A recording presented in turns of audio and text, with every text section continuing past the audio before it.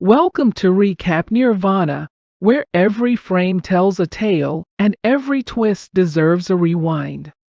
I'm Jesse, your cinematic Sherpa on this journey, so if you're joining our movie-loving community for the first time, hit that subscribe button and let's dive into the magic of storytelling together. Growing up in Texas, Chris Kyle is taught by his father how to shoot a rifle and hunt deer. Years later, Kyle has become a ranch hand and rodeo cowboy and returns home early to find his girlfriend in bed with another man. After telling her to leave, he is mulling it over with his brother when he sees news coverage of the 1998 U.S. Embassy bombings and decides to enlist in the Navy. He qualifies for special training and becomes a U.S. Navy SEAL sniper.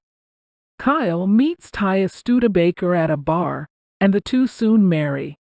He is sent to Iraq after the September 2011 attacks. His first kills are a woman and boy who attacked U.S. Marines with a Russian-made ARC-3 anti-tank grenade. Kyle is visibly upset by the experience, but later earns the nickname Legend for his many kills. Assigned to hunt for the Al-Qaeda leader, Abu Musab al-Zarqawi, Kyle interrogates a family whose father offers to lead the SEALs to the butcher, al-Zarqawi's second-in-command.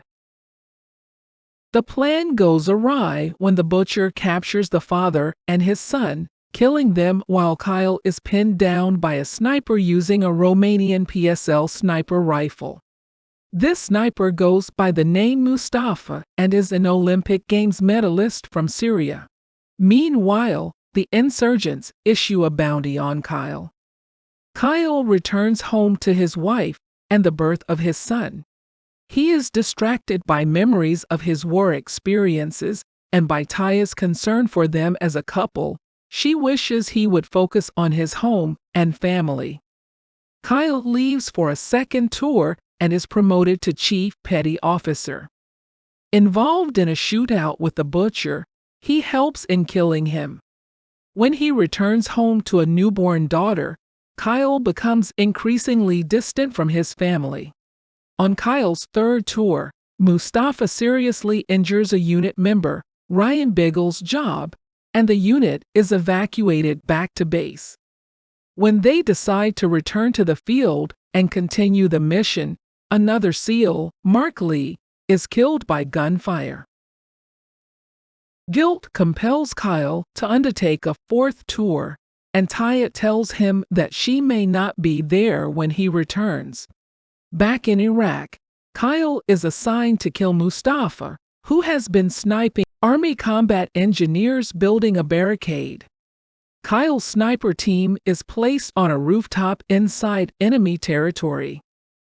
Kyle spots Mustafa and takes him out with a risky long-distance shot at 2,100 yards, 1,920 meters, but this exposes his team's position to numerous armed insurgents.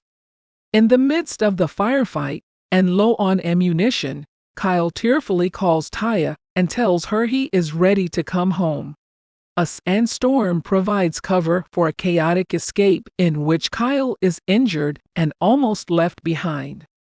After Kyle gets back, on edge and unable to adjust fully to civilian life, he is asked by a Veterans Affairs psychiatrist if he is haunted by all the things he did in war.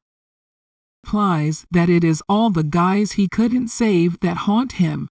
The psychiatrist encourages him to help severely wounded veterans in the VA hospital. After that, Kyle gradually begins to adjust to home life. Years later, on February 2, 2013, Kyle says goodbye to his wife and family as he leaves in good spirits to spend time with a veteran at a shooting range.